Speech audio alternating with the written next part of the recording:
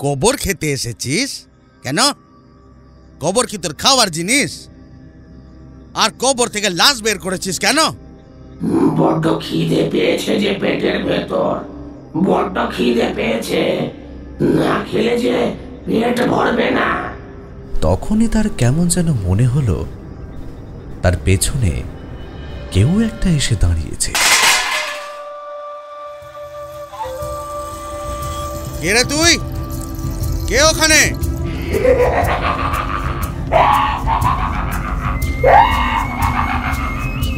যেই হোস না তুই, আমার বাড়ির মেয়েদের দিকে নজর দিয়েছিস কেন? চলে যা, চলে যা বলছি এখান থেকে। কেন চলে যাব? এই জায়গাটা আমার পছন্দ হয়েছে, আমি এখানেই থাকবো। তুই এখান থেকে চলে যা, চলে যা এখান থেকে, নইলে তোর ঘাড় মটকে দেবো। আমায় চিনতে পারছিস মধু? চিনতে পারছিস আমায়? চুপ কর নরেন, তুই চুপ কর, চুপ কর। সময় হয়ে গেছে মধু।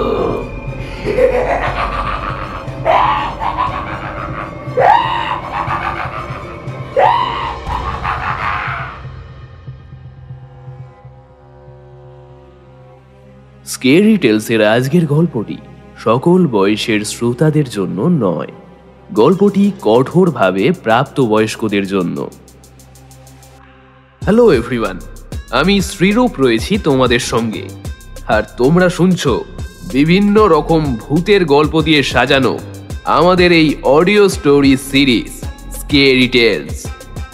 আমাদের চ্যানেলে যারা নতুন রয়েছো তাদের উদ্দেশ্যে বলছি, তোমরা যদি বন্ধু আমাদের স্কেরি টেলসকে এখনো পর্যন্ত সাবস্ক্রাইব না করে থাকো তাহলে কি করছো?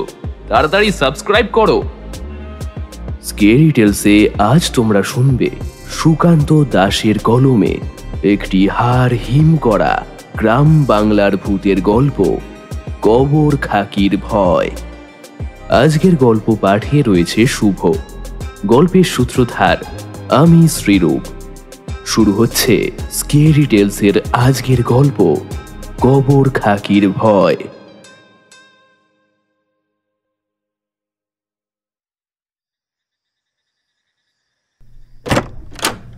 একটা শব্দ শুনে নিজের ছোট্ট ঘর থেকে বাইরে বেরিয়ে এসেছিল মইজুদ্দিন।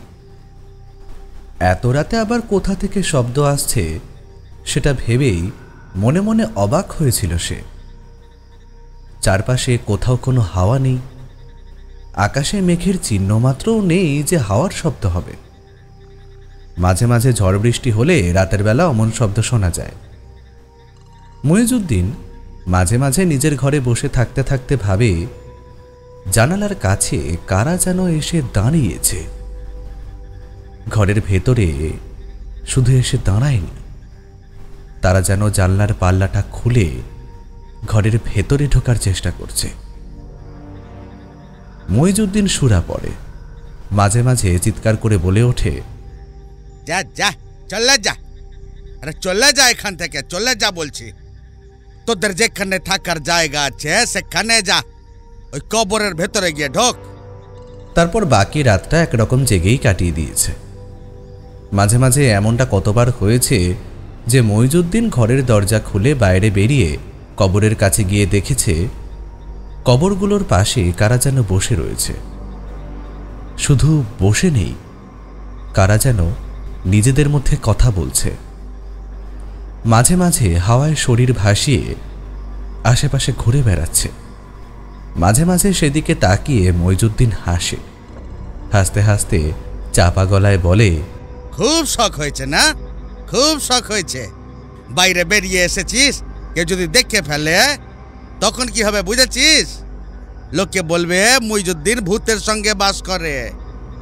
মইজুদ্দিন ভূতের সঙ্গে বাস না করলেও ভূতের চেয়ে কম কিছুতেই নয়।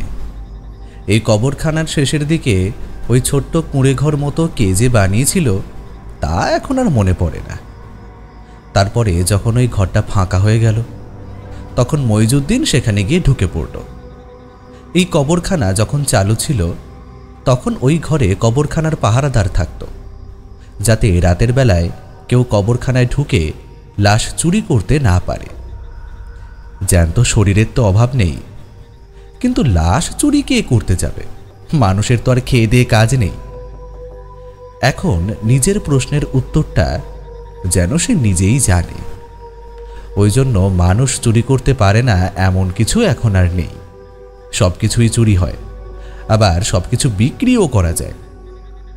তবে মইজুদ্দিন একটা কথা ভালোভাবে জানে, আর যখন একা ওই কবরখানার মধ্যে দিয়ে দিনের আলোয় হাত পা ছড়িয়ে শুয়ে থাকে, তখন মনে মনেই বলে, বড় অভাব, বুঝলি, বড় অভাব।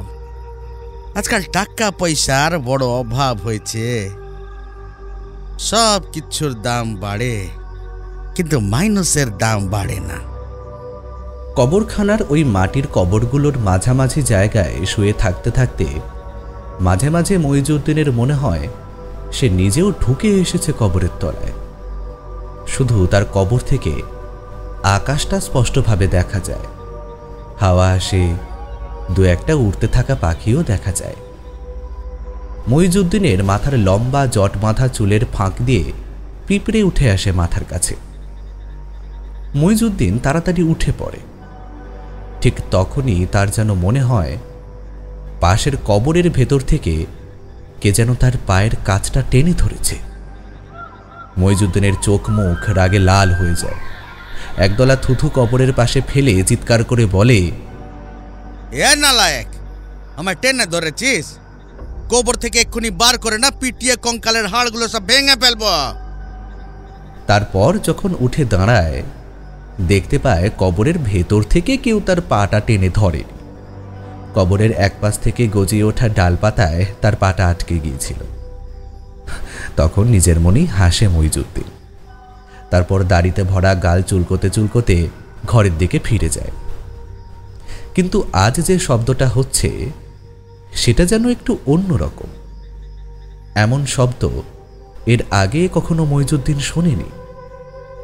যেন কি একটা শব্দের উৎস বুঝে না পেরে মইজুদ্দিন তার ভাঙা ঘরের দরজার কাছে এসে দাঁড়ায়। চাঁদের অল্প আলোয় চারপাশটা দপদপ করছে।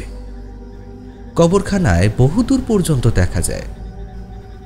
একসময় এই কবরখানাটার বেশ নাম থাকলেও এখন তা পরিত্যক্ত। কিন্তু যা কবর এখানে জমেছে তা দিয়ে একটা ছোটখাটো গ্রাম পর্যন্ত দাঁড় করিয়ে ফেলা যায়। মইজুদ্দিন জানে সে ছাড়া রাতের বেলায় কবরখানার ভেতরে আসার মতন বুকের পাটা আর কারো নেই। মইজুদ্দিন দরজা খুলতেই মনে হয় কারা যেন দরজার পাশ থেকে সরে গেল। শব্দটা এবার আরো তীব্র হয় যেন। একটা কচরমচর শব্দ শুনতে পায় মইজুদ্দিন। হাতের হ্যারিকেনটা তুলে ধরে দুর্বল দৃষ্টিতে ভালো করে তাকায় দূরের দিকে। চোখ মুখ কুঁচকে আসে তার। একটু দূরে ওই কবরের কাছে কি যেন একটা আছে মনে হচ্ছে না? সাবধান! কে ওখানে এত রাতে? কবরখানায় ঢুকছে কে? মইজুদ্দিনের কথা শেষ হতে পারে না, তার আগেই একটা হাসির শব্দ শোনা যায়। মইজুদ্দিনের কথার উত্তরেই কেউ যেন হেসে উঠেছে, কিন্তু কোনো কথা বলছে না। বদতমিজ!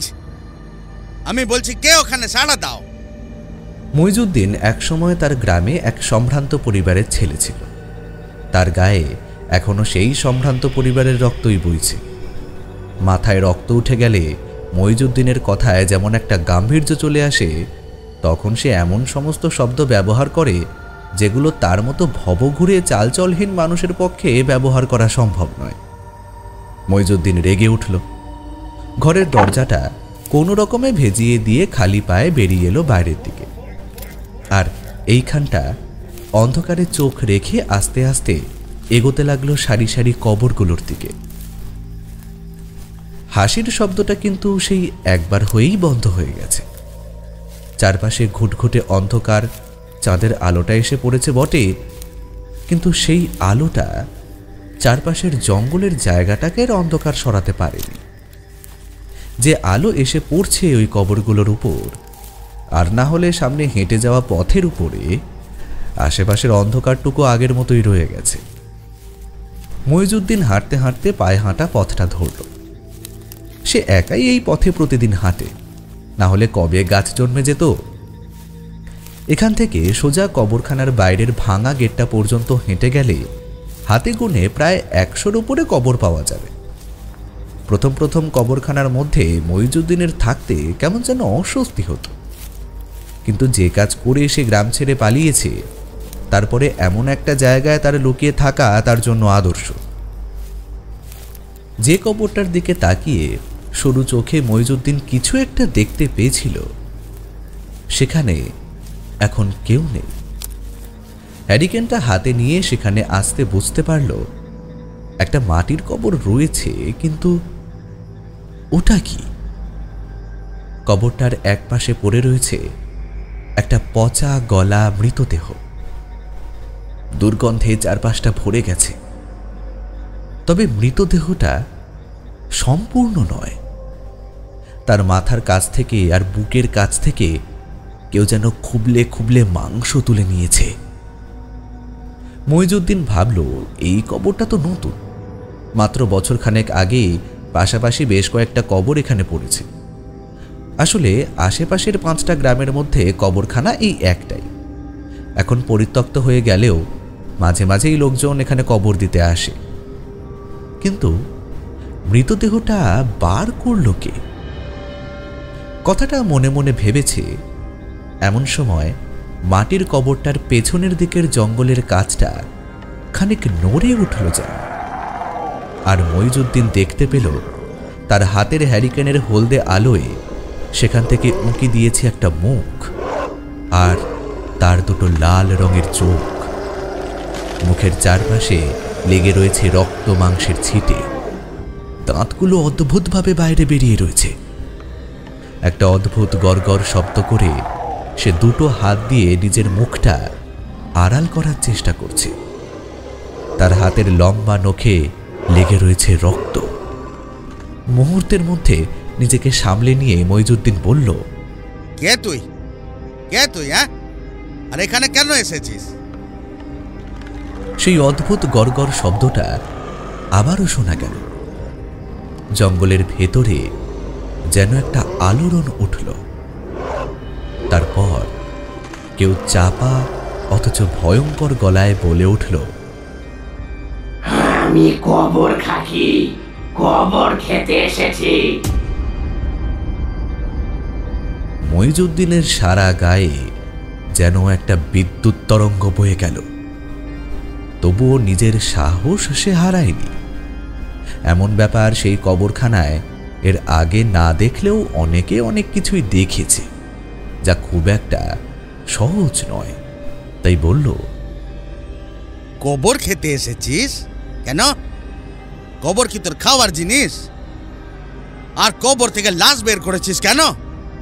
বড্ড খিদে পেয়েছে যে পেটের ভেতর, বড্ড খিদে পেয়েছে, না খেলে যে পেট ভরবে না। সেই অদ্ভুত ভয়ঙ্কর গলাটা শেষের কথাটা বলার সময় কেমন যেন হয়ে গেল। ঘুমোতে ঘুমোতে সে বলল, খাবো, আমি খাবো, কবর খাবো আমি, আমায় খেতে দে। মইজুদ্দিনের মনে হলো তার কথার শেষের দিকে যেন লালা মিশ্রিত হয়েছিল। আর অপেক্ষা করল না সে। সেই বিভীষিকা জঙ্গল থেকে হঠাৎ করে একটা ছোট্ট লাফ দিয়ে বেরিয়ে এলো সেই পড়ে থাকা লাশটার কাছে। তারপর মইজুদ্দিনের চোখের সামনে এসে দাঁড়ালো। নখওয়ালা হাত দিয়ে বুকের কাছ থেকে মাংস ছিঁড়ে নিয়ে মুখে পুরল। মইজুদ্দিনের মতো সাহসী লোক না হলে বোধহয় তখনই ভয় পেয়ে পালিয়ে যেত। মইজুদ্দিন আর কিছুই বলল না।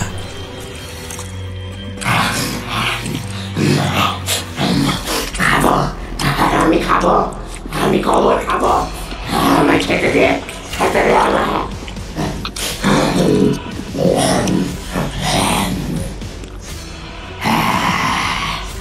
শান্তি, বড় শান্তি, কতদিন এমন মাংস খাইনি। সেই অদ্ভুত বিভীষিকার মুখ থেকে বেরিয়ে আসা শব্দটার সাথে একটা অদ্ভুত গোঙানি মিশেছিল। মনে হচ্ছিল তার গোঙানি আর মাংস ছিঁড়ে খাওয়ার শব্দটা যেন গোটা কবরখানায় ছড়িয়ে পড়ছে। আর তার সাথে সাথেই কবরখানায় মাটির তলায় নিশ্চিন্তে শুয়ে থাকা লাশগুলো যেন ভয়ে শিউরে উঠছে একবার। মইজুদ্দিন হ্যারিকেন তুলে নিয়ে হাঁটতে হাঁটতে এগিয়ে গেল নিজের ঘরের দিকে। একবার পেছনের দিকে ঘুরে তাকিয়ে দেখেছিল সেই অদ্ভুত ভয়ঙ্কর বিভীষিকা তখনও এক মনে লাশ খেয়েই চলেছে। মইজুদ্দিন কিন্তু এত সহজে ছেড়ে দেওয়ার মানুষ ছিল না।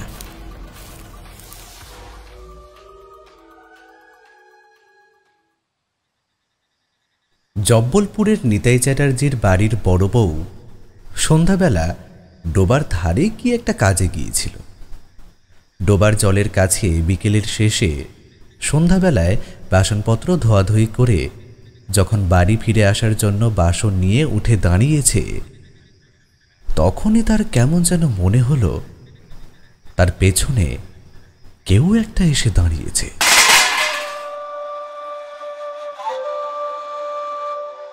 এতগুলো বাসন হাত থেকে মুহূর্তের মধ্যে ঝনঝন করে পড়ল ঘাটের ওপরে। শব্দটা শুনে বাড়ি থেকে নিতাইয়ের বড় ছেলে দৌড়ে এসেছিল বটে, কিন্তু ততক্ষণে বাকিরা আলো হাতে করে সেখানে এসে পড়েছে।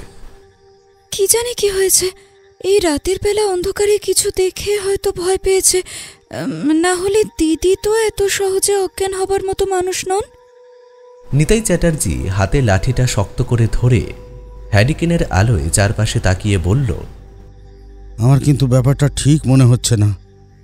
তোমরা তাড়াতাড়ি বড় বউকে ঘরের ভেতরে নিয়ে চলো। আমার কেমন যেন মনে হচ্ছে কিছু একটা ঘটেছে। নিতাইয়ের দুই ছেলে মিলে বড় বউকে তাড়াতাড়ি ঘরের ভেতরে নিয়ে গেল।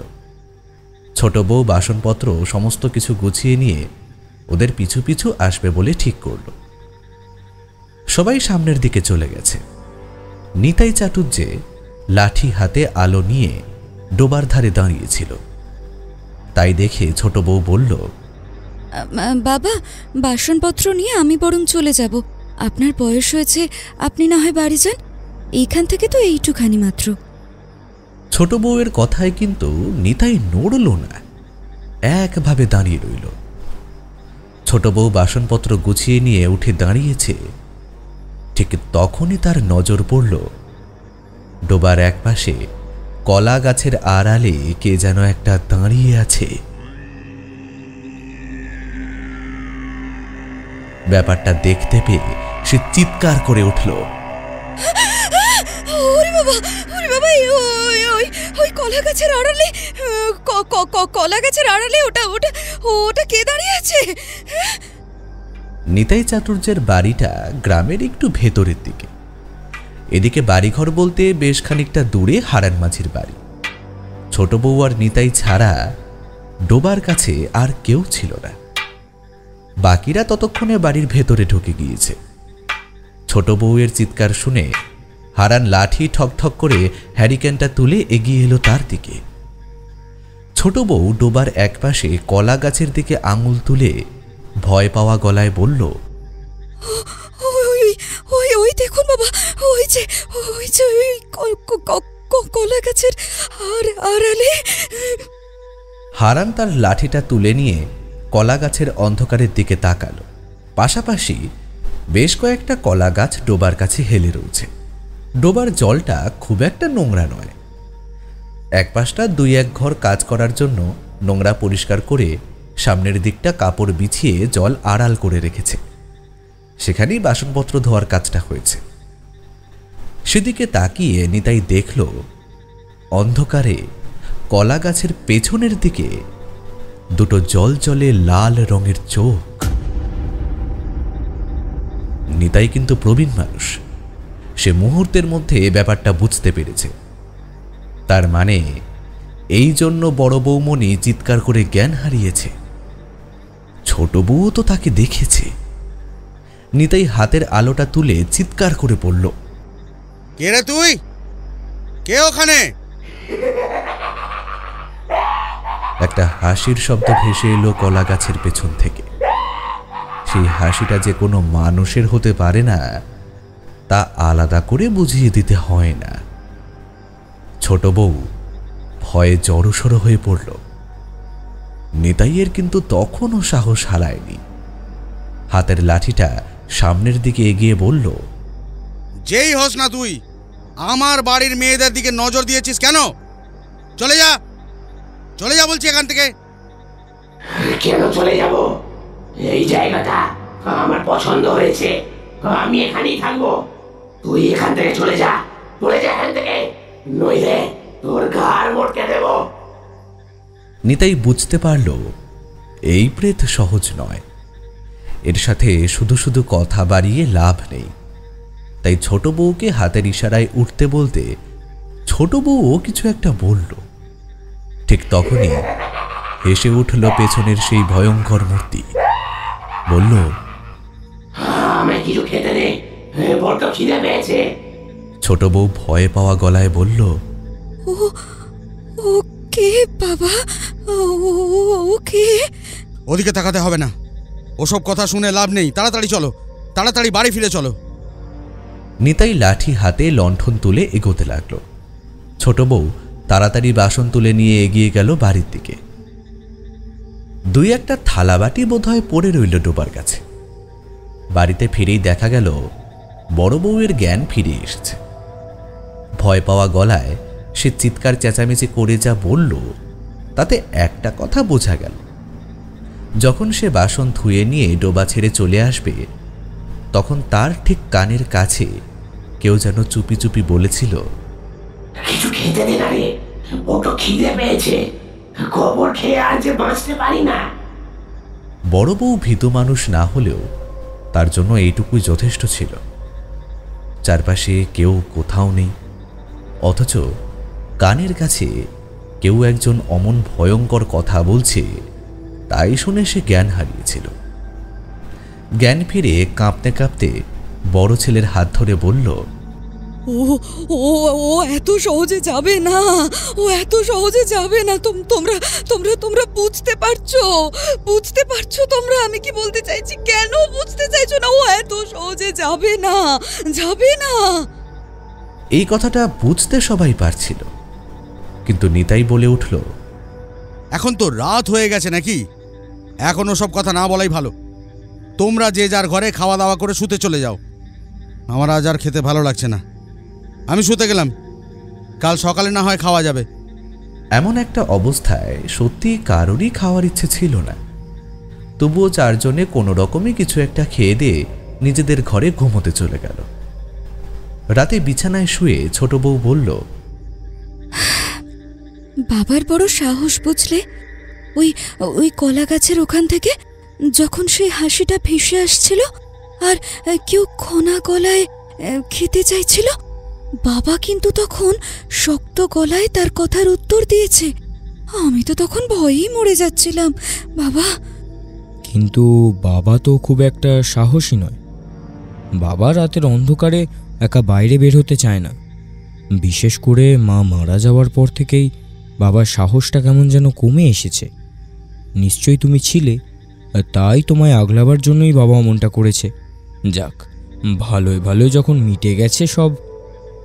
হ্যাঁ গো, ওই ওই ওই পিশাচটা আবার বড় বউয়ের গায়ে ঢোকেনি তো? হ্যাঁ, শুনেছি তো এইসব পিশাচ মানুষের উপরে ভর করে। বড় বউ তো অজ্ঞান হয়ে গিয়েছিল, তারপর থেকে তো তার খুব জ্বর, চোখ দুটো কেমন লালও হয়ে গেছে। তুমি দেখেছিলে? কথাটা ছোট ছেলের মনে ধরল। বড় বউ কিন্তু গায়ে ধুম জ্বর নিয়ে সেই রাত্রে তাড়াতাড়ি ঘুমিয়ে পড়েছিল। ঘুমের ঘোরে বিড়বিড় করে আবুল তাবুল বকছিল।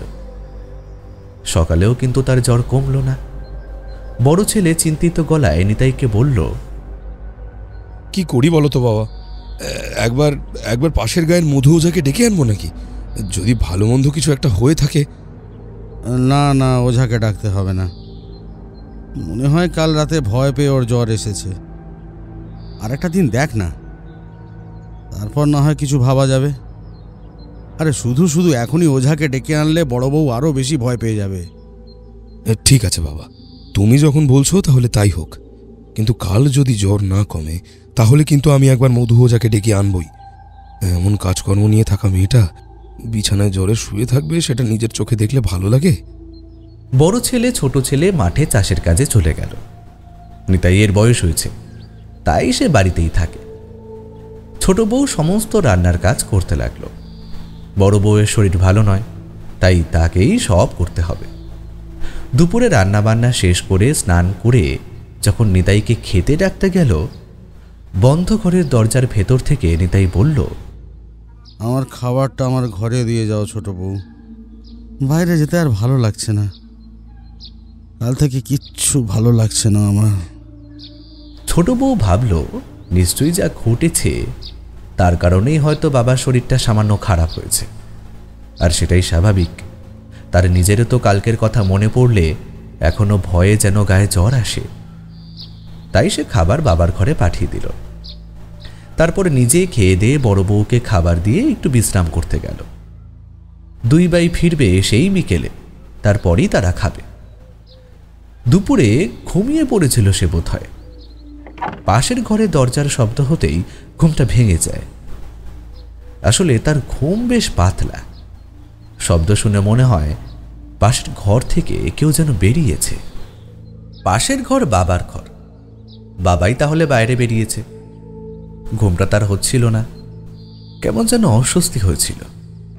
তাই দরজা খুলে বাইরে বেরিয়ে দেখে বাবা গিয়ে দাঁড়িয়েছে পাশের ঘরে বড় জানালার কাছে।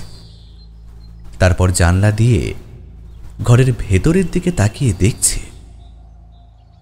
ছোট বউ একটু অবাক হয়ে যায়। দিনের বেলা পারতপক্ষে নিতাই বাইরে বেরোয় না, আর বেরোলেও বরাবর নয়, কিন্তু ঘরের জানালার কাছে দাঁড়িয়ে এসে এসে কি দেখবে? কথাটা ভেবে ছোট বউ নিজের ঘরের দরজা খুলে আস্তে আস্তে এগিয়ে যায় বড় বউয়ের ঘরের দরজার কাছে। জানালার কাজ পর্যন্ত এসেছে। এমন সময় নিতাই পেছনের দিকে ঘুরে ছোট বউকে দেখে প্রথমে যেন খানিকটা চমকে যায়, তারপর আবার সামনের দিকে তাকায়। হাতের আঙুলটা নিজের মুখে দিয়ে ইশারায় মুখ বন্ধ করে থাকতে বলে তাকে। তারপর একটা আঙুল তুলে জানলা দিয়ে ভেতরের দিকে দেখায়।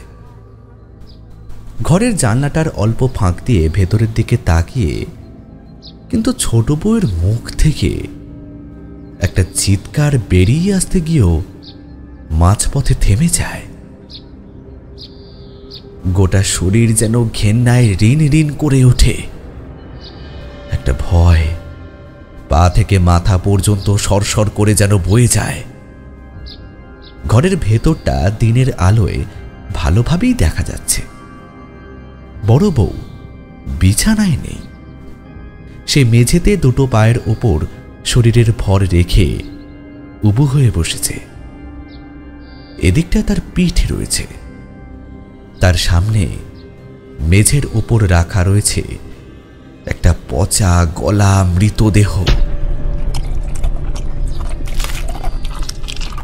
আর সেই মৃতদেহটা থেকে সে দুহাতে মাংস খুবলে খুবলে খাচ্ছে, আর মাঝে মাঝেই বলছে,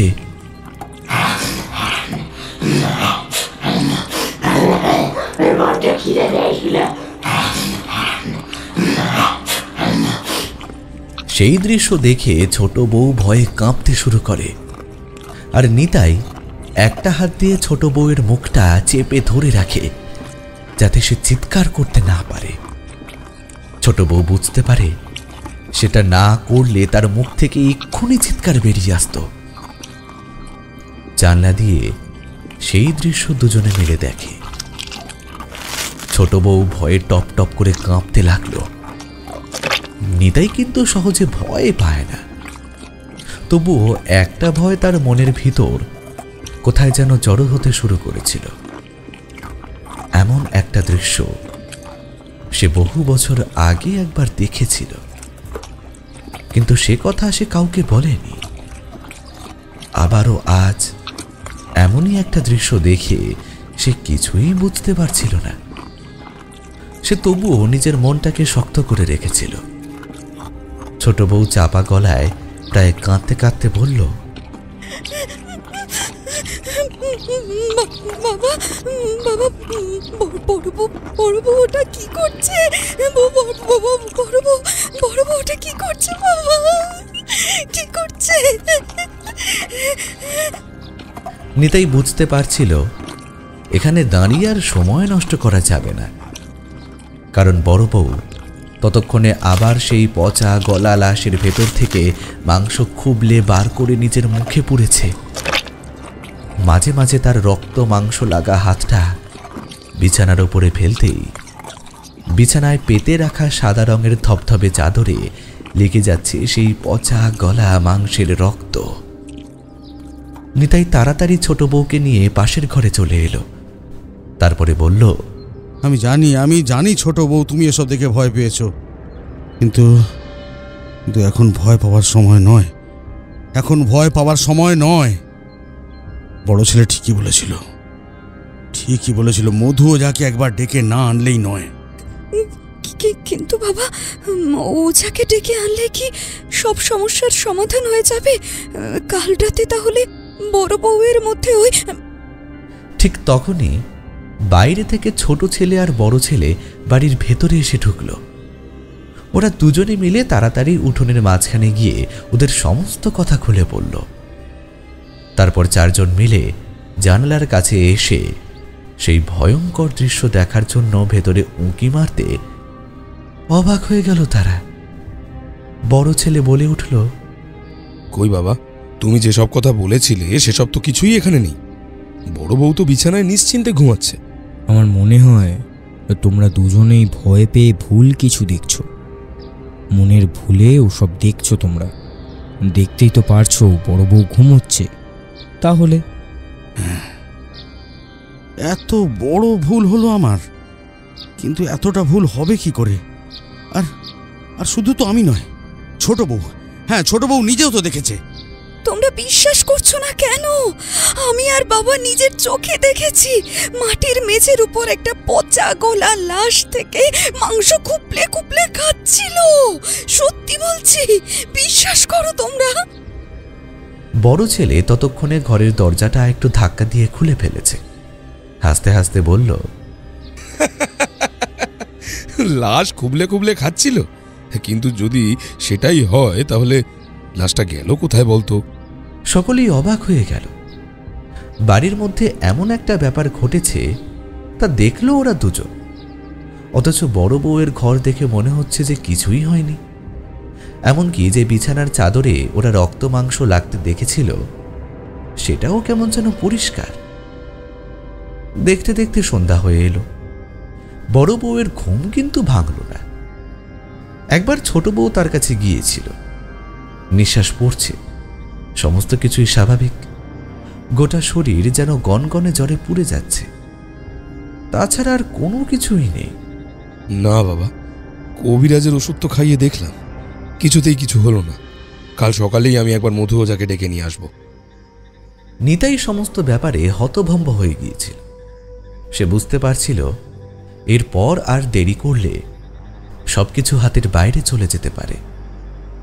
তার আগেই মধু ওঝা এসে যদি একটা ব্যবস্থা কিছু করতে পারে, তাই সে আর আপত্তি করল না। সেদিন রাতে ঘুমের মধ্যে বড় ছেলে একটু অস্বস্তি অনুভব করল।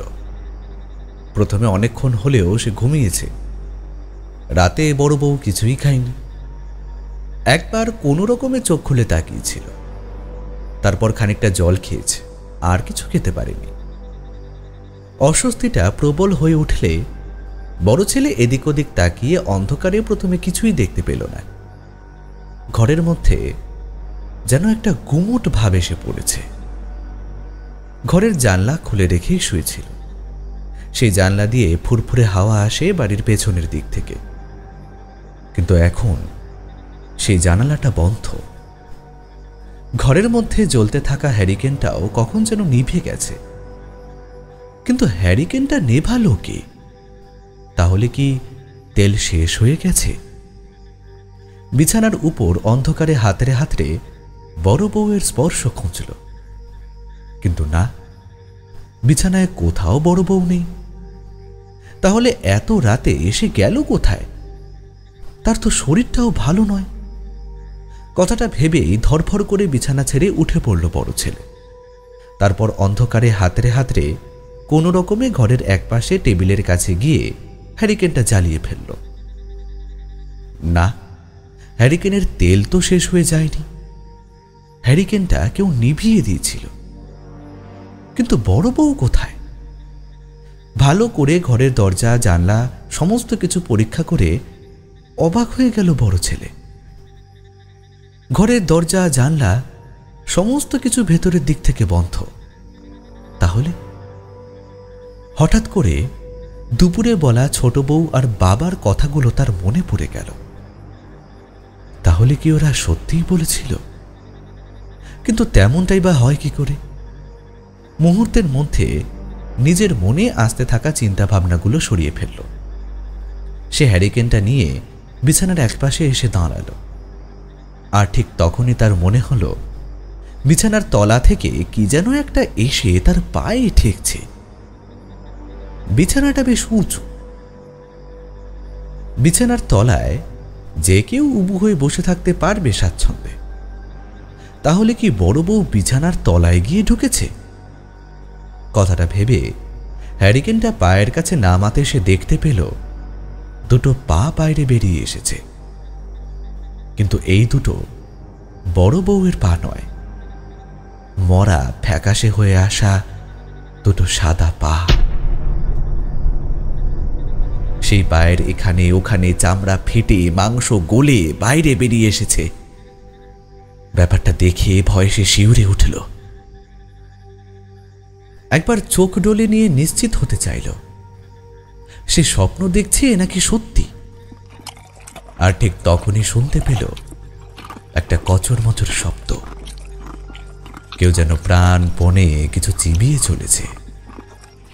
প্রাণপণে নিজের সমস্ত শক্তি আর সাহসটাকে এক জায়গায় করল বড় ছেলে। তারপর ঠান্ডা পাথরের মতো হয়ে আসা শরীরটাকে আস্তে আস্তে নামিয়ে নিল বিছানার কাছে। বিছানার তলায় উঁকি মারতে যাওয়ার আগের মুহূর্তে তার মাথায় এসে জমা হলো অজস্র ভয়। বিছানা থেকে কি দেখবে সে? কি অপেক্ষা করছে সেখানে? ওই কচর মচর শব্দটা কিসের? আর বড় বউ গেল কোথায়? এই দুটো পা দেখে মনে হচ্ছে একটা মৃতদেহ তার ঘরের বিছানার নিচে শুয়ে রয়েছে। কিন্তু সেই মৃতদেহটাই বা এখানে এলো কোথা থেকে? কোনো রকমে শরীরটাকে নিচু করে বিছানার তলায় আলো ফেলতেই যা দেখতে পেল তাতে তার মাথা ঘুরে গেল। মুখে আলো পড়তেই বড় বউ দুটো হাত তুলে মুখটাকে আড়াল করেছে। কিন্তু তার চোখ দুটো আড়াল হলেও লম্বা লম্বা দাঁতের পাঁটি কিন্তু আড়াল হয়নি। সেই দাঁতের ফাঁকে ফাঁকে লেগে রয়েছে রক্ত মাংসের টুকরো। রক্ত মুখের এক পাশ থেকে বেয়ে নামছে। মৃতদেহের রক্ত এমনই হয়, রক্ত জমাট বেঁধে থকথকে হয়ে গেছে। মুখে আলো পড়তে একটা অদ্ভুত চিৎকার করে উঠেছে সে। আর তার সাথে মেঝের ওপর পড়ে থাকা মৃতদেহটা দেখতে পায়। মৃতদেহের বুকের এক পাশটা নেই বললেই চলে। বিছানার তলায় এদিকে ওদিকে ছড়িয়ে রয়েছে চিবিয়ে চিবিয়ে ফেলা মাংস আর হাড়, আর রক্ত মেশানো এক গাদা করে থুতু। বড় ছেলের গাটা গুলিয়ে উঠল।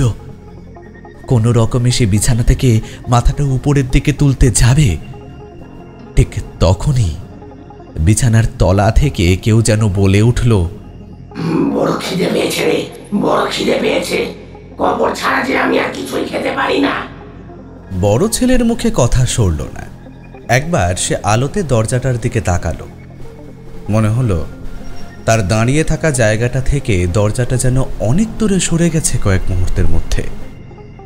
কোনো রকমে টলমল পায়ে দরজার কাছে গিয়ে দাঁড়িয়ে যখন দরজাটা খুলছে তখনই বুঝতে পারল বিছানার তলা থেকে বেরিয়ে আসছে তার বউ। কিন্তু ওটা কি সত্যিই তার বউ? ওই লম্বা লম্বা সাদা দাঁতের শাড়ি, দুটো লাল চোখ আর এই বিভৎস মুখ, তার বউয়ের কখনো হতে পারে না। তাড়াতাড়ি দরজা খুলে বাইরে বেরিয়ে দরজাটা বন্ধ করে দিল সে। আর ঠিক তখনই দরজার উপরে এসে ধাক্কা পড়তে লাগলো। ধাক্কা দিতে দিতে কেউ বলল, খোল বলছি, দরজা খোল। বড় ছেলে আর সেখানে দাঁড়ালো না। তাড়াতাড়ি গিয়ে বাবার ঘরের দরজায় আর ছোট ভাইয়ের ঘরের দরজায় ধাক্কা দিয়ে তাদের জাগিয়ে তুলল। সমস্ত কথা শুনে সকলের ঘুম উড়ে গেল এবারে। তার মানে আমি আর ছোট বউ দুপুরবেলা সত্যিই দেখেছিলাম ওই লাশটা তাহলে বিছানার তলায় ছিল। বিছানায় তলায় দেখার কথা আমরা কেউ একবারও ভাবিনি। কিন্তু কিন্তু এত অল্প সময়ের মধ্যে গোটা ঘর পরিষ্কার করলো কে? বাবা, এখন ওসব কথা বলার সময় নেই। ওই ঘরে ওকে আটকানো হয়েছে। এবার কাল সকালে যত তাড়াতাড়ি সম্ভব মধু ওঝাকে খবর দিতে হবে। গোটা রাত সকলেই বারান্দার কাছে জেগে কাটালো। গোটা রাত ধরে ঘরের ভেতর থেকে চিৎকার করে দরজা খুলে দেওয়ার জন্য বলছিল সে, দরজা খুলে দে, দরজা খুলে দে, আমায় ছেড়ে দে। নইলে আমি যদি একবার বেরোতে পারি সব কটার ঘর মটকাবো। আমায় বেরোতে দে। তুই যদি নিজে বের হতে পারতিস তাহলে তুই অনেক আগেই বেরিয়ে যেতিস। তা আমি জানি তুই বেরোতে পারবি না, তাই চুপ করে বসে থাক মধু ওঝা না আসা পর্যন্ত। মধু ওঝার কথা শুনে সে কেমন যেন চুপ করে গিয়েছিল। তারপর থেকে আর কোনো কথা বলেনি, দরজায় ধাক্কাও দেয়নি। ওরা ভেবেছিল বোধহয় ভয় পেয়েছে, তাই আর কোনো কথা না বলে ভোর পর্যন্ত অপেক্ষা করেছে। ভোরবেলা দুই ছেলে মিলে মধু ওঝাকে ডাকতে চলে যায়। নিতাই আর ছোট বউ সে ঘরে দরজার পাশেই অপেক্ষা করে। মধু ওঝা যখন আসে তখন রোদ উঠে চারিদিকে ছড়িয়ে পড়েছে। ছোট বউ আর কথাটা চেপে রাখতে পারেনি। পাশে হারান মাঝির বউকে বলেছিল, আর তাতেই গ্রামের অনেকেই কথাটা জেনে যায়। সবাই সকালেই নিতাইয়ের বাড়ির উঠোনে এসে জড়ো হয়। সবাই সান্ত্বনা দিতে থাকে, মধু ওঝা এলে সব ঠিক হয়ে যাবে। কিন্তু কাল রাতে যেভাবে চিৎকার সে করছিল, এখন কিন্তু তার কোনো সারা শব্দ নেই। ঘরের দরজা জানলা সব কিছু ভেতর থেকে বন্ধ হয়ে গেছে। এই ব্যাপারটা নিয়ে কেমন যেন চিন্তায় পড়ে গিয়েছিল নিতাই। কোনো বিপদ হবে না তো আবার? মধু ওঝা বাড়ির চৌহদ্দির মধ্যে পা রাখার আগেই হঠাৎ থমকে দাঁড়ালো। তারপর ঝোলা থেকে কি যেন একটা ছিটিয়ে দিল। তারপর বাড়ির দরজার কাছে এসে বলল, ওই ঘরে কি কেউ ছিল কাল রাতে? হ্যাঁ সাধু বাবা, কাল রাতে আমার বউ তো ওই ঘরেই ছিল। তাহলে তোর বউকে আর পাবি না। সে তোর বউকে নিয়ে গেছে। নিয়ে গেছে? কিন্তু আমরা তো ঘরের বাইরে গোটা রাত ধরে অপেক্ষা করেছি। আমরা তো কাউকে বাইরে বেরোতে দিইনি। সেই নিয়ে যাওয়া আর এই নিয়ে যাওয়া এক নয়। এখন দরজা খোল, তারপরেই সব বুঝতে পারবি। ওঝার পিছু পিছু উৎসাহী বেশ কয়েকজন দাওয়ার উপরে গিয়ে উঠল। ওঝা পেছনের দিকে ঘুরে রক্তচক্ষু করে সবাইকে সরে যেতে বলল। তারপর বড় ছেলে, ছোট ছেলে আর নিতাইকে সামনের দিকে ডাকল। বলল, এবাড়ির চারিদিকে আমি গণ্ডি করে দিয়েছি। এখান থেকে বেরিয়ে সে কোথাও যেতে পারবে না, এইখানেই থাকবে। কিন্তু তাকে আটকানো বড় মুশকিল হবে। শোনো, তোমরা এখানেই থাকো। দরজা খুলতে হবে, না হলে দরজা ভাঙতে হবে। গ্রামের লোকেরা রুদ্ধশ্বাসে অপেক্ষা করতে লাগলো ভেতরে কি হয়েছে তা দেখার জন্য। কয়েকবার দরজা খোলার চেষ্টা করা হলো, কিন্তু দরজা ভেতর থেকে বন্ধ। তাই উপায়ান্তর না দেখে দুই ছেলে ধাক্কা দিতে লাগলো। ধাক্কা দিতে দিতে একসময় দরজার ছিটকেনিটা আলগা হয়ে গিয়ে মরমর শব্দ করে সেটা খুলে গেল। দরজা ঠেলে প্রথমে ঢুকেছিল নিতাই। দরজাটা ধাক্কা দিয়ে খুলতেই ওঝা তাকে বারণ করার আগেই নিতাই ঘরের ভেতরে পা রাখল। আর তারপরেই একটা অদ্ভুত চিৎকার করে নিতাই দাওয়ার একপাশে কাঁটা কলা গাছের মতো মাটিতে পড়ে গেল। দরজা খুলে যে দৃশ্যটা ওরা দেখতে পেয়েছিল তাতে দুই ভাইয়ের বুকে রক্ত যেন জল হয়ে গেল। বড় বউ মাটিতে পড়ে রয়েছে, তার মাথাটা পেছনের দিকে ঘোরানো, তার মুখ থেকে রক্ত বেরিয়ে এসে পিঠ ভিজিয়ে দিয়েছে। গোটা ঘরের মধ্যে যেন লণ্ডভণ্ড করেছে কেউ। দেওয়ালে রক্তের দাগ, এমনকি মাটির ঘরের মেঝেতে পর্যন্ত টাটকা রক্তের দাগ। বড় বউয়ের গোটা শরীর যেন কেউ প্রবল আক্রোশে ফালা ফালা করেছে। সেই রক্ত গোটা ঘরে ছড়িয়ে পড়েছে। মধু ওঝা ভেতরের দৃশ্য দেখে যেন আরো রেগে উঠল। চিৎকার করে বলল, এত বড় সাহস তোর! বাড়িতে ঢুকে তুই এইভাবে মানুষ মারবি? দাঁড়া দাঁড়া, আজ তোর একদিন কি আমার একদিন। নিতাই মাটির উপরে পড়ে গিয়ে জ্ঞান হারিয়েছিল ভেতরের দৃশ্য দেখে। বড় ছেলে ঘরের ভেতর ঢুকতে যাবে, ওঝা তাকে বারণ করল। তারপর ঝুলি থেকে সেই তরল কিছু একটা বার করে দরজার চারপাশে ছড়িয়ে দিয়ে তারপর তাকে ঢুকতে বলল। মৃতদেহ যখন বার করে এনে উঠোনের উপরে রাখা হলো, তখন নিতাইয়ের জ্ঞান ফিরেছে, কিন্তু তার চোখ দুটো কেমন যেন লাল হয়ে গেছে এই দৃশ্য দেখে। ওঝা সকলকে সরে যেতে বলল। দাওয়ার কাছে নিতাইকে একটা দড়ি দিয়ে বাঁশের সঙ্গে বেঁধে রাখতে বলল। প্রথমে সবাই আপত্তি করলেও তারপরে সেই কাজটাই করল। নিতাইয়ের চোখ দুটো কেমন যেন অদ্ভুতভাবে পাক খাচ্ছে। মাঝে মাঝে চিৎকার করে বাজখাই গলায় এসে বলছে, আমায় ছেড়ে দে, আমায় ছেড়ে দে, ছেড়ে দে আমায়, আমার খিদে পেয়েছে, আমার বড় খিদে পেয়েছে, আমি কবর খেতে যাব। তোর কবর খাওয়া যে আর হবে না, তোর সব খাওয়া আজ আমি বন্ধ করব। তুই বন্ধ করবি? তুই আটকাবি আমায়? আমি এই নিতাইকেও নিয়ে যাব। আমি একবার যখন ওর গায়ে ঢুকেছি, তখন আমি ওকে না নিয়ে যাব না। তবে রে নিতাইকে তুই নিয়ে যাবি? আমি থাকতে নিতাইকে তুই নিয়ে যেতে পারবি না। তার আগে তোকে আমায় মারতে হবে। আবার হেসে উঠল সে। সেই হাসিতে চারপাশের সকলে কেমন যেন ভয় পেয়ে গেল। নিতাইয়ের শরীরটা হঠাৎ করে বাঁধা থাকা অবস্থাতেই একটা ঝটকা দিল যেন। প্রবল এক ঝটকায় মুহূর্তের মধ্যে নিতাইয়ের দুটো হাত মটমট করে ভেঙে গেল। বড় ছেলে, ছোট ছেলে, এমনকি ছোট বউ পর্যন্ত ভয় অবাক হয়ে খানিকটা দূরে দাঁড়িয়ে ঠকঠক করে কাঁপতে লাগলো। গ্রামের উৎসাহী যারা উঠোনের মধ্যে এসে ঢুকেছিল, তারা এবার রাস্তার কাছাকাছি চলে গেল। এই ব্যাপারে মধু ওঝা নিজেও কেমন যেন চমকে গেল। এত সাহস এই প্রেতের, কোনো ভয় নেই। তাছাড়া এভাবে তো সে নিতাইকে সত্যিই মেরে ফেলবে। খবরদার, খবরদার, তোকে আমি সাবধান করে দিচ্ছি। তুই নিতাইকে যদি আর কোনো ক্ষতি করিস। নিতাইয়ের দুটো হাত তখনও বাঁশের সঙ্গে বাঁধা।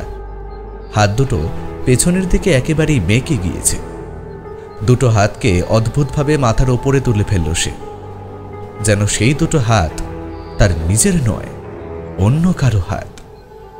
এমন একটা ভঙ্গিতে দুটো হাত ওপরে রেখেই সে অদ্ভুতভাবে শরীরটাকে মোচড়াতে শুরু করল।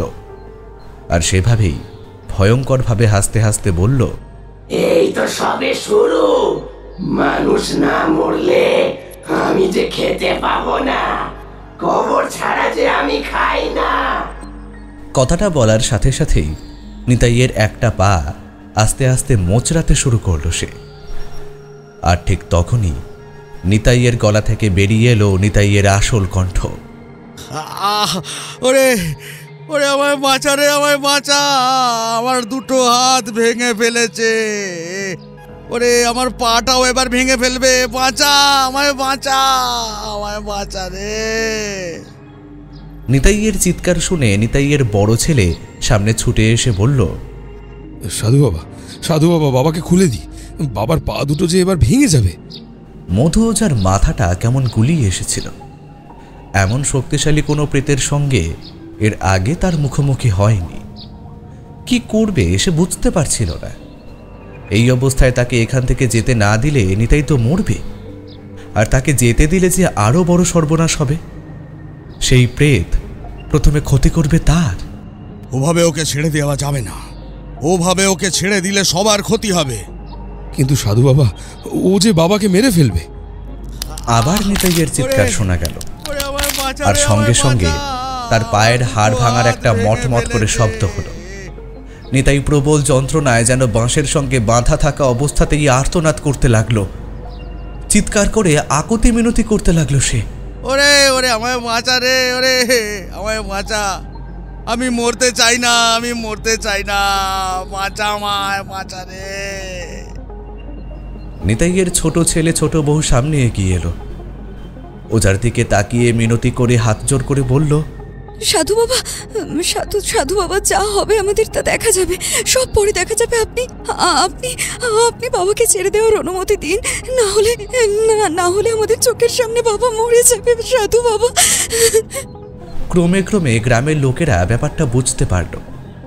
সবাই মিলে নিতাইকে ছেড়ে দেওয়ার কথাই বলতে লাগলো।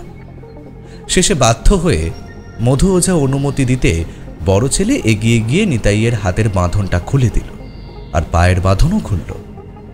নিতাই কেমন যেন আবার আগের মতোই মাটিতে হুমড়ি খেয়ে পড়ল। আর ঠিক তখনই একটা ঝোড়ো হাওয়া শুরু হলো। মধু ওঝা চারপাশটা বন্ধন করে রেখেছে, কিন্তু ওভাবে তো সে বেরিয়ে যেতে পারবে না। তাই আবার নিতাইয়ের শরীরকেই সে আশ্রয় করল। সকলে অবাক হয়ে দেখল নিতাইয়ের দুটো হাত ভাঙা। অদ্ভুতভাবে দুটো হাত শরীরের একপাশে ঝুলে রয়েছে। সে একটা পা ল্যাংচাতে ল্যাংচাতে অন্য পায়ে ভালোভাবে দাঁড়ালো দরজার সামনে।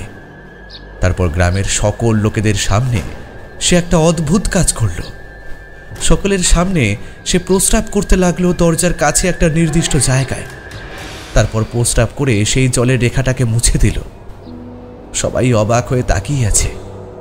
তখনই আবার হাঁটতে হাঁটতে বেরিয়ে গেল বাড়ির বাইরে, আর তারপরেই তার গোটা শরীরটা ছিটকে গিয়ে পড়ল একপাশে।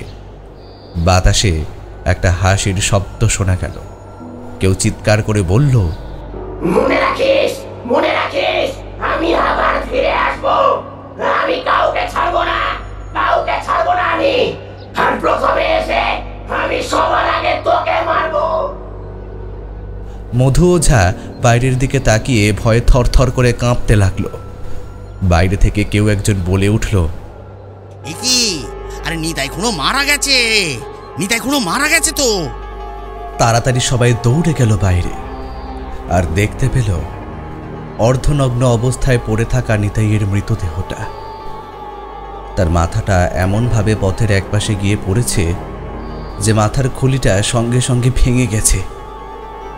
বড় ছেলে, ছোট ছেলে আর ছোট বউ কান্নায় ভেঙে পড়ল। মধু ওঝা বুঝতে পারছিল এখানেই সব শেষ নয়, এ তো সবে শুরু।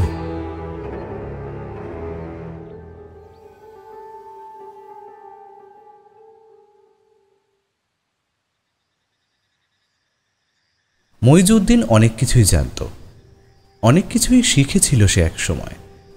কালো জাদু, সাদা জাদু, এমনকি এসব ভূত প্রেত চিন্তারাবার মন্ত্র। কিন্তু আজ যে সে কিছুই ব্যবহার করতে চাইল না।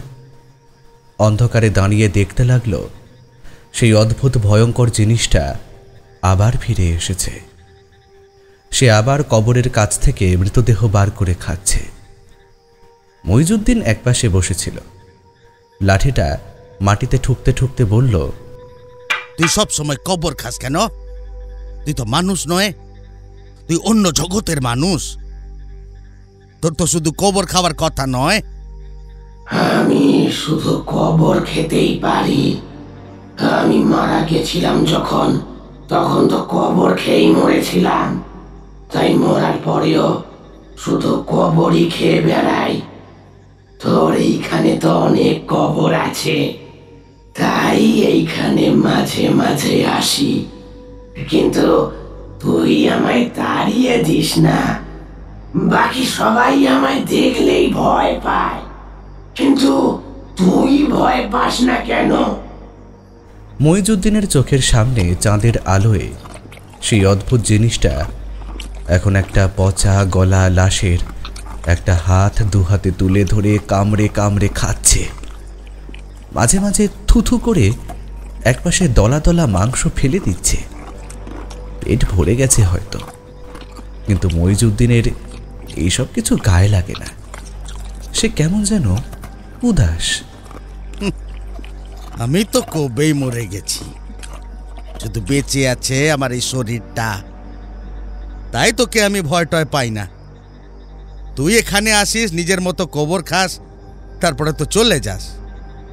তুই তো আমার কোনো ক্ষতি করিসনি, তাই শুধু শুধু তোরে আমি ক্ষতি করব কেন? ওই ওঝাকে আমি মারবো। আমায় সে আটকাতে চেয়েছিল, সে জানে না আমার ক্ষমতা কত। তোর তো অনেক ক্ষমতা, তাহলে একটা কাজ করতো, তুই আমায় মারতো দেখি।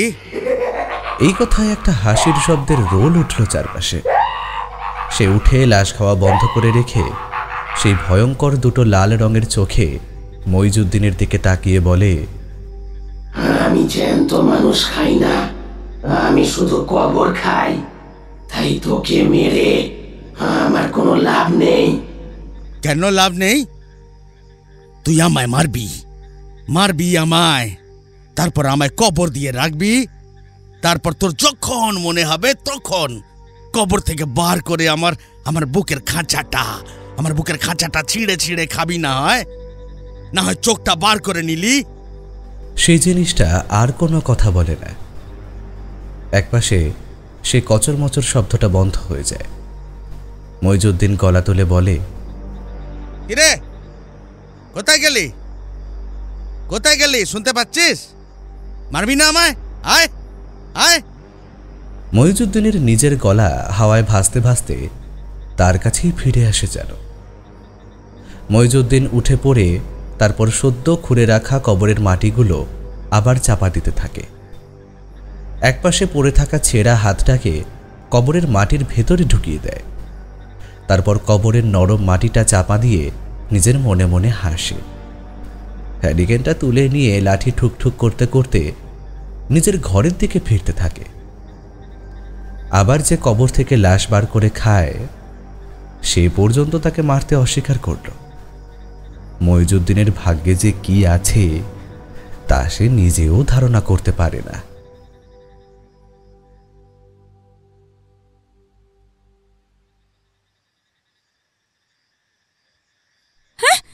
সে কি, তুমি ওকে তাড়াতে পারোনি? এত ক্ষমতা তার? আমি তাকে ঠিক তাড়িয়ে দিতাম, কিন্তু ওই নিতাইয়ের বাড়ির ছেলে দুটো বড় অধৈর্য হয়ে পড়ল। তুমি তো জানোই, এই সব আত্মারা অনেক সময় অন্য পথের আশ্রয়ে নিতাইকে কষ্ট দিয়ে ওদেরকে কেমন পাগল করে দিয়েছিল। তাই আর ওরা আমায় আমার কাজ করতে দিল না।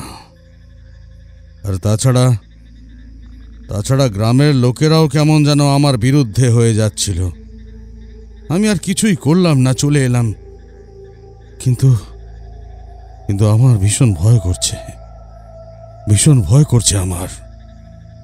ওঝার বউ ওঝার এইসব কথা শুনে তার মুখের দিকে তাকিয়ে কেমন যেন চমকে উঠল। যে মধু ওঝার ভয়ে আশেপাশের গ্রামের সব ভূত পিশাচের দল ভয়ে থরথর করে কাঁপে, সে নিজে আজ এক সামান্য পিশাচের কাছে ভয় পাচ্ছে। সে এগিয়ে আসে ওঝার একদম কাছে, তারপর বলে, কি হয়েছে তোমার? তুমি এত ভয় পাচ্ছ কেন? আর তাকে আটকাতে পারোনি, সে চলে গেছে, ঠিক আছে। তাছাড়া তুমি তো ওঝা, তোমার কত ক্ষমতা। তুমি দেহ বন্ধন করে রাখবে, তাহলেই তো হবে। তোমার ক্ষতি সে এত সহজে করতে পারবে?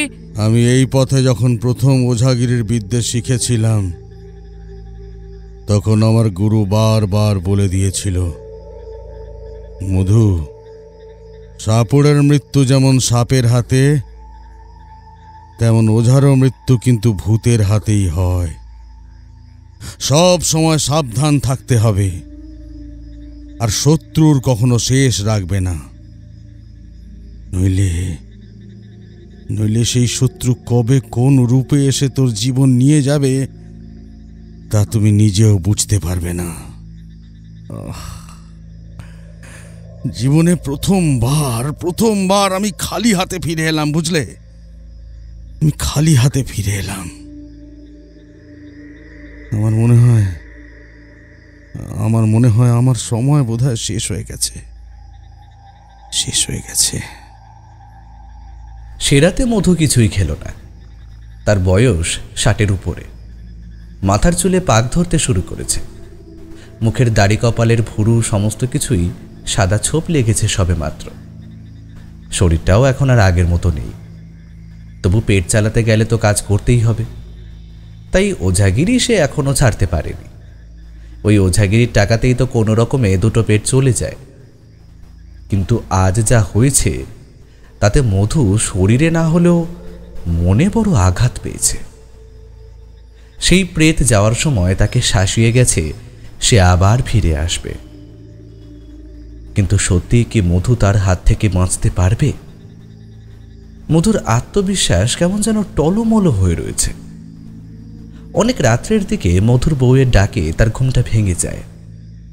কি গো, আরে উঠে পড়ো, দেখো না বাইরে কে যেন ডাকছে। কি গো? দেখতে দেখতে আজ 3টে দিন কেটে গেছে। মধুর শরীরটা কেমন যেন খারাপ হতে শুরু করেছে।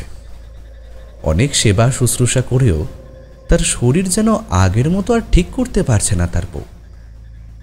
বউয়ের ডাকে ধরফর করে ঘুম থেকে উঠে পড়েছে। কান খাড়া করে শুনে বাইরে থেকে সত্যিই কেউ তার নাম ধরে ডাকছে। ডাকটা শুনে প্রথমেই কেমন যেন বুকের ভেতরটা করে উঠেছিল। মধু বউয়ের দিকে তাকিয়ে বলে, এত রাতে বাড়ির বাইরে যাব? মধুর বউ কেমন অবাক হয়ে তাকিয়ে থাকে তার স্বামীর দিকে। হ্যারিকেনের হলদে আলোয় মধুর চোখ দুটোতে কেমন যেন ভয় এসে বাসা বেঁধেছে। হায় ঈশ্বর, এ কি হয়ে গেল তার? যে মানুষটা লোকের আপদে বিপদে এগিয়ে গিয়ে ভূত ছাড়াতো, সেই নাকি সামান্য এক ভূতের ভয়ে রাতের বেলা ঘরের বাইরে বের হতে পারছে না। মধুর বউয়ের মনটা কেমন যেন হয়ে যায়। দুটো চোখ জলে ভরে আসে। একটা হাত মধুর কাঁধের উপরে রেখে বলে, তুমি এরকম বলো না গো, তোমায় এইভাবে দেখতে আমার একদম ভালো লাগে না। তো তুমি তুমি তুমি তুমি আগের মতো হয়ে যাও না গো। এত ভয় পাচ্ছ কেন? হ্যাঁ, তোমার কিচ্ছু হবে না, দেখো কিচ্ছু হবে না, আমি তো রয়েছি। যাও যাও যাও যাও, দেখো বাইরে কে ডাকছে, দেখো যাও, বিপদে পড়ে কেউ এসেছে হয়তো তোমার কাছে। হ্যাঁ যাও। বউয়ের কথায় একটু সাহস ফিরে পায় মধু। হ্যারিকেনটা তুলে কোনো রকমে দরজার কাছে এসে দরজাটা খোলে। বাড়ির সামনে খানিকটা ফাঁকা জমি, তারপরেই বাঁশের বেড়া। সেই বেড়ার বাইরে কে যেন একটা দাঁড়িয়ে রয়েছে, হাতে লণ্ঠন আর একটা লাঠি। মধুকে বাইরে বেরোতে দেখে কাঁপা কাঁপা গলায় বলে ওঠে, সাধু বাবা শিগগির চলুন, আমার মেয়েটা বোধহয় মরে যাবে। সাধু বাবা, আমার সাথে শিগগির চলুন। মধু বাড়ি থেকে উঠোনে নেমে এসেছিল। লোকটাকে এত দূর থেকে ভালোভাবে দেখা যাচ্ছে না। লণ্ঠনটা লোকটা পায়ের কাছে নামিয়ে রেখেছে। লাঠিটা হাত দিয়ে ধরে দাঁড়িয়ে আছে, গায়ে একটা চাদর জড়ানো। মধু বলল, কি হয়েছে তোমার মেয়ের? কি হয়েছে? কিছুই বলতে পারি না বাবা। সন্ধ্যের দিকে একবার তো ওই ডোবার ধারে গেল, তারপর বাড়ি ফিরে সে ধুম জ্বর। সে জ্বর কমতেই চায় না। আমি ভাবলাম কবিরাজের ওষুধে বোধহয় ঠিক হয়ে যাবে। তারপরে এখনো জ্বর কমছে না দেখে বউ আপনার কাছে আসতে বলল আপনাকে একবার নিয়ে গেলেই নাকি ঠিক হয়ে যাবে। কিন্তু আমার শরীরটা তো ভালো নেই। আর এত রাতে? তোমার বাড়ি কোথায়? কি নাম তোমার? আমার নাম গদাধর বিশ্বাস। এই গ্রামেরই শেষের দিকে আমার বাড়ি। আসলে গ্রামে মাসখানেক হলো আমি এসেছি। আপনি চলুন না একবার, আমার মেয়েটা না হলে যে আর বাঁচবে না। মধু যা দোটানায় পড়ল। তার নিজের শরীর যে ভালো নয় সেটা সে নিজেও জানে। মাঝে মাঝে জ্বর, আর তাছাড়া মাথার ভেতরটা কেমন যেন ধকধক করে। কিন্তু লোকটা বিপদে পড়ে তার কাছে এসেছে। গুরু বলে দিয়েছিল বিপদে পড়া কোনো মানুষকে সব সময় সাহায্য করতে। কিন্তু এখন সে কি করবে? পেছন থেকে বউ বলল, আমি বলি কি, বিপদে পড়ে যখন লোকটা এসেছে তোমার কাছে, তখন যাও না, লণ্ঠন নিয়ে যাও। আর তাছাড়াও লোকটা তোমায় দিয়ে যাবে। একদম চিন্তা করবেন না সাধু বাবা, আমি আপনাকে মাথায় করে নিয়ে যাব, আপনার কোনো কষ্ট হবে না। দোনামোনা করে একসময় মধু ওঝা তৈরি হয়ে বেরিয়ে পড়ল। তার কাঁধে ঝোলানো সেই কাপড়ের ব্যাগ, তবে মুখে আগের মতন সেই রুক্ষ রুক্ষ ভাবটা আর নেই। কেমন যেন নরম ম্লান হয়ে রয়েছে তার মুখটা। একটা চিন্তা তার চোখে মুখে এসে বাসা বেঁধেছে। এই দিন তিনেকের মধ্যেই চোখের তলায় হালকা কালি জমতে শুরু করেছে। লোকটা পথে চলতে চলতে কিছুই বলল না। একসময় মধু নিজেই বলল, গ্রামে বুঝি নতুন এসেছো? কিন্তু কোন গ্রাম থেকে এসেছো?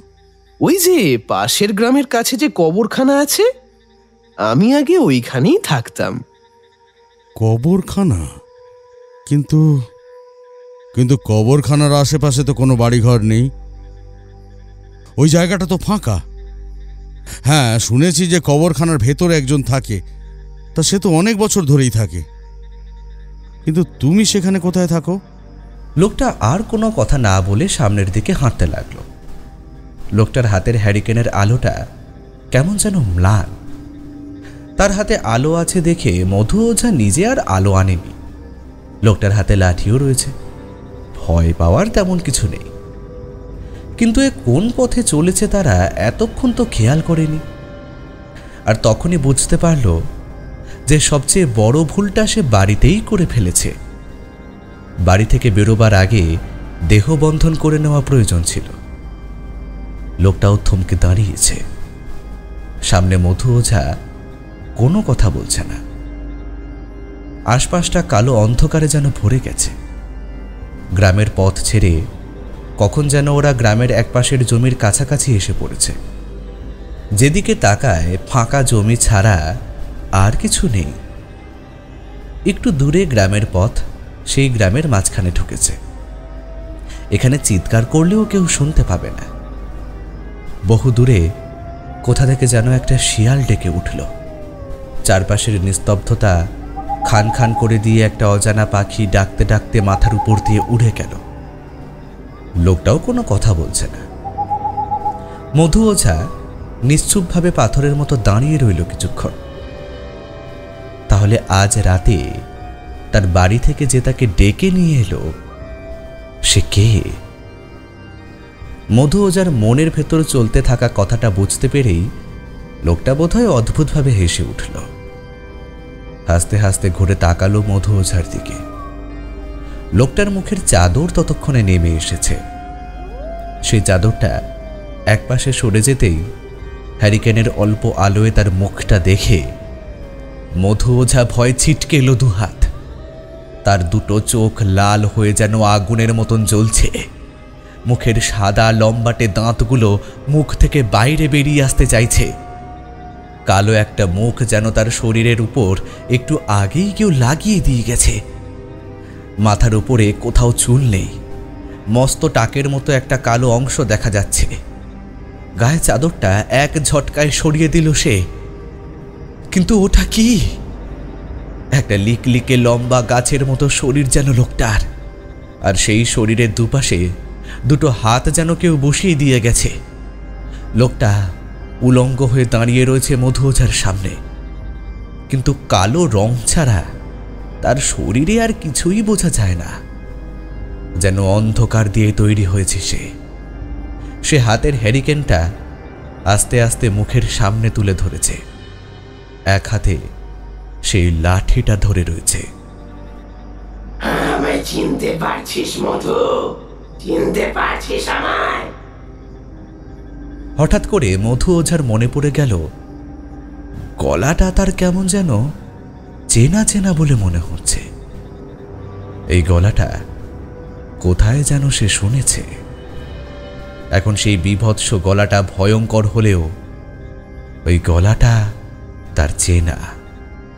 আমায় তুই চিনতে পারিসনি, কিন্তু আমি তোকে চিনতে পেরেছিলাম।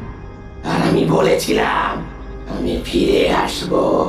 ফিরে এসে সবার আগে আমি তোকে মারব।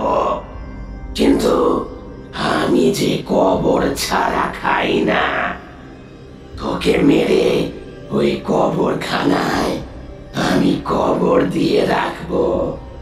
তারপর সুযোগ বুঝে তোর পচা গলা লাশটা। মধু ওঝার মুখ থেকে বিদ্যুৎ চমকের মতো বেরিয়ে গেল একটা নাম। নরেন! আবার সেই অদ্ভুত ভয়ঙ্কর হাসিতে চারপাশটা ভরে উঠল।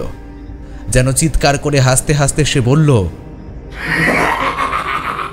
চিনতে পেরেছিস? তাহলে পেরেছিস চিনতে?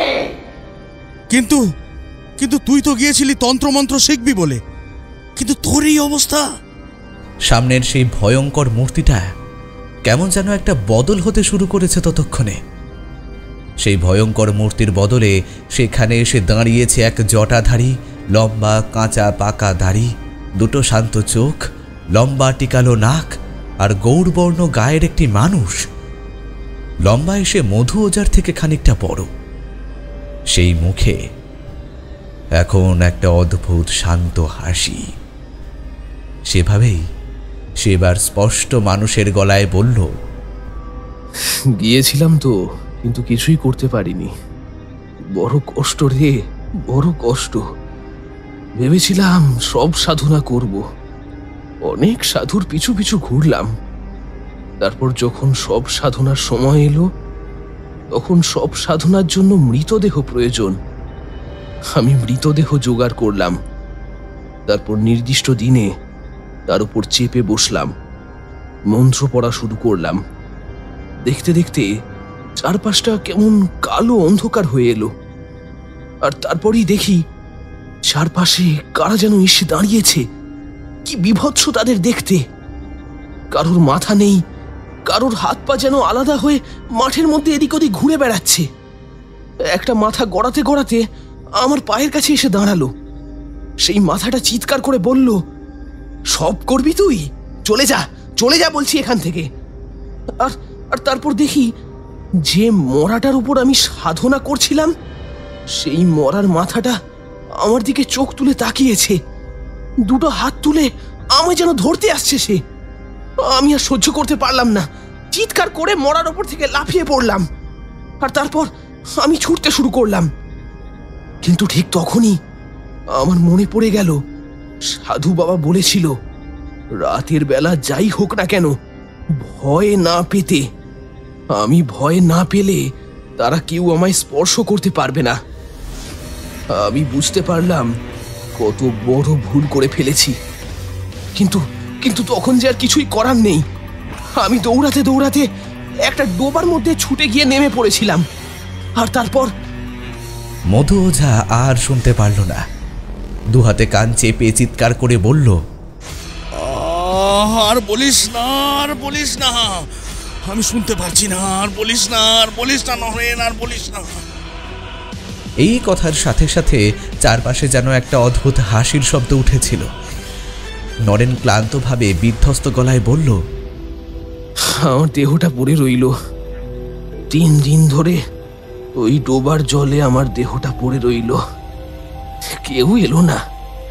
শিয়াল কুকুরে আমার শরীরটা ছিঁড়ে ছিঁড়ে খেলো। চুপ কর নরেন, তুই চুপ কর, চুপ কর। মধু ওঝার কিছু বলতে পারল না। সমস্ত কিছু যেন তার চোখের সামনে পরিষ্কার হয়ে যাচ্ছে। সেই তো বলেছিল নরেনকে, কিন্তু নরেনের শরীরটা তার চোখের সামনে আবার আস্তে আস্তে বদলে যাচ্ছে। একটা দমকা হাওয়ায় চারপাশের বাতাসটা কেমন যেন ঠান্ডা হয়ে এলো। মধু ওঝা বুঝতে পারল তার গলার কাছে একটা হাত এসে পড়েছে। আর তার সাথেই তার কানের কাছে কেউ যেন বলল, সময় হয়ে গেছে মধু।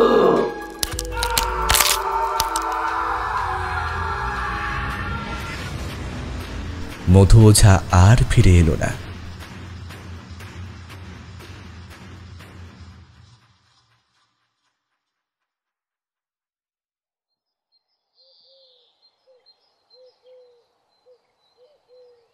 পরদিন সকালে মধু ওঝার বউ আশেপাশে লোকেদের নিয়ে খুঁজতে খুঁজতে গ্রামের বাইরের দিকে বাড়ি থেকে মাত্র কয়েক মিনিট দৌড়ের পথে জমির মধ্যে খুঁজে পেল মধু ওঝার মৃতদেহ। সকলেই অবাক হয়ে গেল। মধু ওঝার মৃত্যু হলো ভূতের হাতে। কেউ কেউ আড়ালে বলল, মধু কেমন যেন বদলে গিয়েছিল। ওই যে নিতাইয়ের বাড়িতে ওই যে তাকে ছেড়ে দিল, তারপর থেকেই কেমন যেন হয়ে গেছিল। কিন্তু আমাদের গ্রামে কি হলো বলো দেখি? আর কতজন মরবে বলো তো? আর কেউ মরল না। মধু ওঝার মৃতদেহ গ্রামের বাইরে শ্মশানে পুড়িয়ে দেওয়া হলো। গ্রামে মাত্র 3 জন মারা যাওয়ার পরেই আবার কেমন যেন সবকিছু শান্ত হয়ে এলো। তবে গ্রামের লোকেরা অধীর আগ্রহে অপেক্ষা করছিল বিপদের জন্য। তারা বুঝতে পারত রাতে অন্ধকারে গ্রামের পথে কে যেন ঘুরে বেড়ায়। একদিন হারান মাঝি বিপদে পড়ল। সে রাতের বেলা ঘরের বাইরে বেরিয়েছিল, কাজ সেরে ঢুকতে যাবে, এমন সময় দেখতে পেল বাড়ির দরজার কাছে কে যেন দাঁড়িয়ে রয়েছে। এত রাতে ওখানে কে দাঁড়িয়ে আছে? এই কে তুই? আমি নরেন। ব্যাস এতটুকুই বলতে পেরেছিল। নরেনের প্রেতাত্মা আর এতটুকুই শুনতে পেয়েছিল হারান। পরদিন সকালে বাড়ির দাওয়ার কাছে হারানের মৃতদেহ পড়েছিল। তার মৃতদেহের মাথাটা কেউ যেন পেছনের দিকে ঘুরিয়ে দিয়েছিল, ঠিক নিতাইয়ের বাড়ির বড় বউয়ের মতো। গ্রামের সকলেই বুঝতে পেরেছিল গ্রামের উপর এক অভিশাপ নেমে আসতে চলেছে। কি ব্যাপার বলতো? তুই এত লাশ খাস, তাও তোর পেট ভরে না নাকি? 2 দিন পর পরই একটা করে কবর খুঁড়তে হয়। কি করব? আমার যে বড্ড খিদে, গোটা শরীর যে জ্বলে যাচ্ছে। শিয়াল কুকুর এসে আমি খুবলে খাচ্ছে। খুব কি যন্ত্রণা! আমি খেতে হবে, আমি মাংস খেতে হবে, লাশের মাংস। মইজুদ্দিন হ্যারিকেন তুলে ধরে দেখে 2 লাল ভয়ঙ্কর চোখ সাদা লম্বাটে দাঁতের ফাঁক থেকে গড়িয়ে নামছে মাংস। একটা মাথা হাতে তুলে ধরে কামড়ে কামড়ে ঘিলু খাচ্ছে। মইজুদ্দিনের ভয় হয় না, কেমন যেন হাসি পায় তার। অনেকক্ষণ ধরে বসে বসে সেই অদ্ভুত জিনিসটার লাশের মাংস খাওয়া দেখে তারপর কখন যে চোখের সামনে থেকে সে মিলিয়ে যায় মইজুদ্দিনের মনে থাকে না। মইজুদ্দিন হাসতে হাসতে এগিয়ে যায় তার ঘরের দিকে। মনে হয় যেন আশেপাশের কবর থেকে বেরিয়ে এসে কারা যেন মইজুদ্দিনের পা জড়িয়ে ধরতে চায়। মইজুদ্দিন মুখে খিস্তি করে ওঠে, পা দিয়ে যেন লাথি মেরে সরিয়ে দিতে চায়। ওই কঙ্কাল ছাড়া হাতগুলো বলে, সর, ছুবি না আমায়, ছুবি না। এত দিন ধরে কবরের মধ্যে থেকে থেকে শরীরগুলো পচে গলে গেছে, আবার সেই হাতে আমায় ধরতে আসছিস? মইজুদ্দিন যেন কঙ্কালের হাতের বাঁধন বাঁচিয়ে এগিয়ে যেতে থাকে নিজের ঘরের দিকে। তারপর ঘরের ভেতরে ঢুকে দরজাটা বন্ধ করে দেয়। হ্যারিকেনের আলোটা বাড়িয়ে দিয়ে ঘরের একপাশে রাখে। সেই হ্যারিকেনের আলোয় মইজুদ্দিনের ঘরের এক কোণে দেখা যায় একটা সাদা নর কঙ্কাল। তার গলায় একটা সোনার হার, হাতে দামি চুড়ি, পায়ে নুপুর। এখনো সেগুলো কোনো রকমে জড়িয়ে রেখেছে মইজুদ্দিন। সে হাসতে হাসতে এগিয়ে যায় সেই নর কঙ্কালের দিকে। তারপরে এগিয়ে গিয়ে অদ্ভুতভাবে কঙ্কালটার থুতনির কাছে মেরে দিয়ে বলে, দেখেছিস বিবি? দেখেছিস বাইরে সব কবর থেকে বেরিয়ে আমার জন্য ওত পেতে থাকে। আর ওই নরেন আবার এসেছিল, লাশ খাচ্ছিল, লাশ। বড্ড খিদে বেচারার, বুঝলি? কথা বলতে বলতে মইজুদ্দিন সেই কঙ্কালটার টান টান করে রাখা 2 পায়ের উপরে শুয়ে পড়ে। তারপর গভীর নিঃশ্বাস ফেলে সে 2 চোখ বুজে যেন নিজের মতোই বলে ওঠে, সবাই চলে যায় একদিন, সবাই চলে যায়, বুঝলি? সবাই একদিন কবরের তলায় চলে যায়। বিবি, বিবি, তুই আমায় ছেড়ে যাবি না তো? বিবি, তুই আমায় ছেড়ে যাবি না তো? ঠিক তখনই বাইরে থেকে কারা যেন হেসে ওঠে। মইজুদ্দিনের মনে হয় জানালার কাছে এসে কারা যেন দাঁড়িয়েছে। ঘরের ভেতরে দেখার জন্য মইজুদ্দিন থমকে ওঠে। নালায়ক, ভাগ यहाँ से, ভাগ। ঠিক তখনই গ্রামের প্রান্ত ধরে হাঁটতে থাকে অন্ধকারে কালো রঙের একটা ছায়া মূর্তি। হাঁটতে হাঁটতে সে নিজের মনেই ঘুরে ঘুরে দেখে গ্রামের বন্ধ হয়ে যাওয়া দরজাগুলো। তারপর হাঁটতে হাঁটতে এগিয়ে গিয়ে দাঁড়ায় নিতাইয়ের বাড়িটার কাছে। তারপর ঘরের দরজাটা ঠেলে ভেতরে গিয়ে ঢোকে। নিতাইয়ের ছোট ছেলে আর ছোট বউ ঘুমিয়ে পড়েছিল। বড় ছেলে জেগেই বসেছিল নিজের ঘরে। হ্যারিকেনের অল্প আলোয় ঘরের একপাশে রাখা বউয়ের ছবিটার দিকে তাকিয়ে দেখছিল। ঠিক তখনই দরজার কাছে ধাক্কা দেয় কেউ। বড় ছেলে বলে ওঠে, বাইরে কে? কে বাইরে? একটা মেয়েলি চেনা কণ্ঠ অদ্ভুত মিষ্টি স্বরে বলে ওঠে, আমি গো, আমি তোমার বউ। ভয়ে আতঙ্কে অবাক বিস্ময়ে বড় ছেলের মুখটা হা হয়ে যায়। সে ভয়ে থরথর করে কাঁপতে কাঁপতে একবার চিৎকার করে ডেকে ওঠে, তুমি তুমি এসেছো? ঠিক তখনই একটা চাপা মেয়েলি গলায় হাসির শব্দে চারপাশটা যেন ভরে যায়। চাঁদের আলোয় দেখা যায় বড় ছেলের ঘরের দরজার সামনে দাঁড়িয়ে রয়েছে একটা নারী মূর্তি। চাঁদের আলো তার মুখের উপর দিয়ে পড়েছে। তার মুখটা মানুষের মতো নয়।